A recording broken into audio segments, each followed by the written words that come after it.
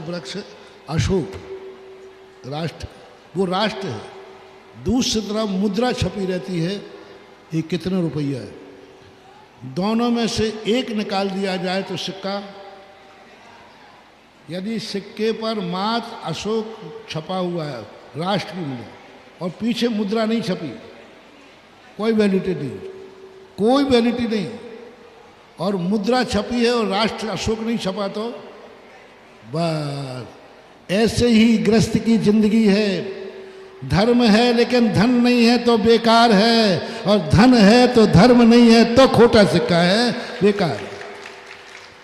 जैसे मुद्रा में धन और धर्म दोनों मिल जाते हैं, वो मुद्रा होती है, उसका मूल्य होता है, वो कुछ भी खरीदने में समर्थ होता है।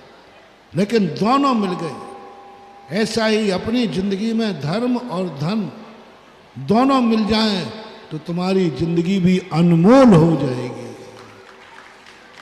अनमोल हो जाएगी। जैसे वज्रनाभि चक्रवर्ती, भरत चक्रवर्ती, इन्होंने पूर्व भाव में वैभव पाया, पूर्व भाव में धर्म किया तो धन पाया, और आज धन पाया तो धर्म किया।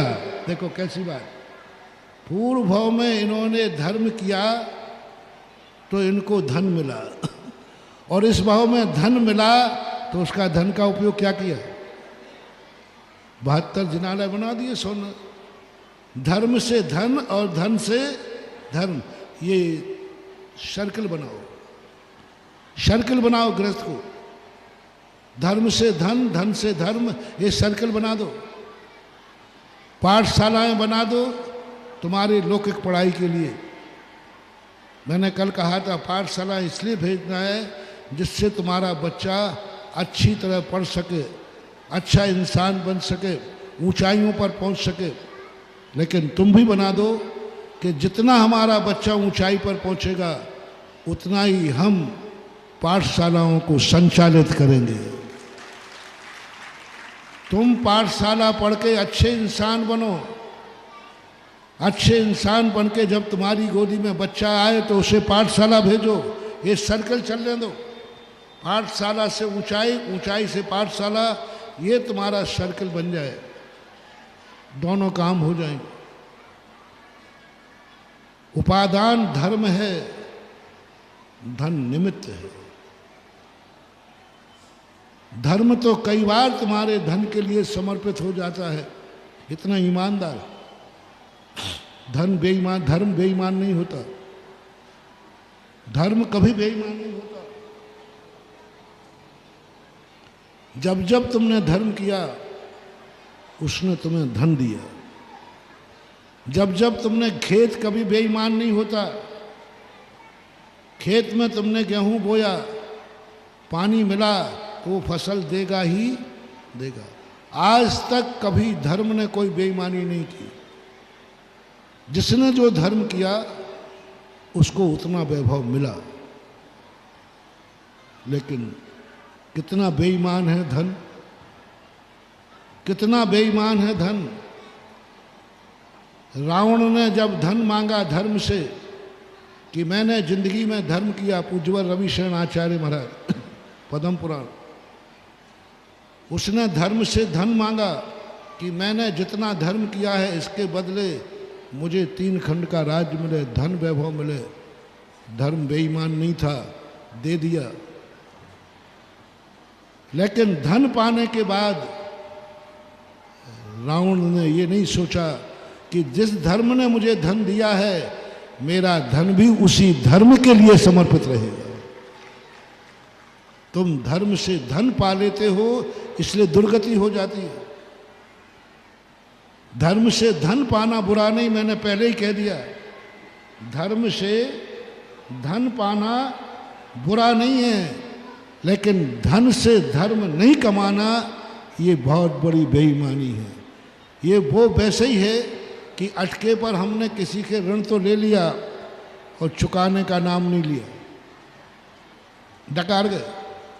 90% लोग धर्म के द्वारा दिए हुए धन को डकार के बैठे हुए, रिटर्न करने की नहीं सोचते। यदि किसी कर्जदार से कर्जा लेकर के तुम अपनी आवश्यकता की पूर्ति कर लोगे तो ये बेईमानी कब तक चलेगी? एक बार, दो बार, एक बार, दोबारा फिर उस सेठ के पास जाओगे तो वो कहेगा भैया तुम्हें पहले का दिया नहीं, अभी तक वापस अब दूसरा लेने आ गया, चल बाहर। क्यों होता है ऐसा कि धर्म के सामने हम दुखी होकर गिड़गिड़ाते? शास्त्रों में मैंने पढ़ा कि धर्म तो हर व्यक्ति की इच्छा पूरी करता है, और आप लोग गिड़गिड़ाते हो, हे महाराज भगवान कोई मंत्र बताओ। मंत्र फेर ली, माला फेर ली, अभिषेक कर लिया, सब कर लिया, तो भी तुम्हारा संकट दूर नहीं हो रहा है, तो भी तुम्हारी इच्छा पूरी नहीं हो रही। शास्त्रों में तो लिखा है कि धर्म तो वो है कि जो थोड़ा भी धर्म करे और बहुत दे देता है, और तुम्हारी हालत ये है अभिषेक करा लिया, शांति धारा करा ली, माला फिरवा ली, विधान करा लिया, सब नियम दे लिए, तो भी तुम्हारी गरीबी ज्यों की त्यों है, फिर भी तुम्हारी बीमारी ज्यों की त्यों है, कोई नहीं सुन रहा है।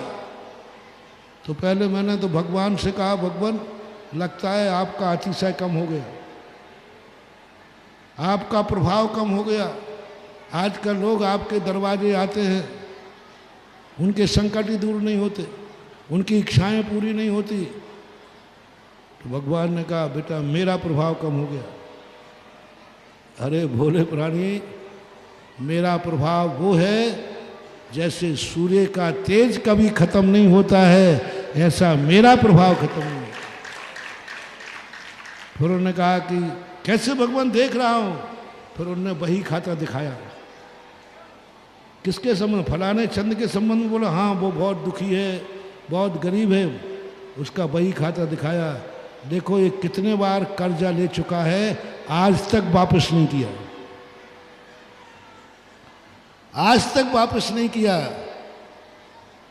जब मैंने भी तुम्हारा पढ़ लिया, बोलो व्यापारियों बनियों लोगों, कोई ग्राहक तुम्हारे पास से माल ले जाए एक बार, दो बार, तीन बार, और पुराना नहीं चुकाए और नया मांगने आ जाए, तो फिर आप क्या करते हो? चल भाग जाते, पुराना चुकाओ। ये स्थिति यहां हो रही। हमने धर्म से धन का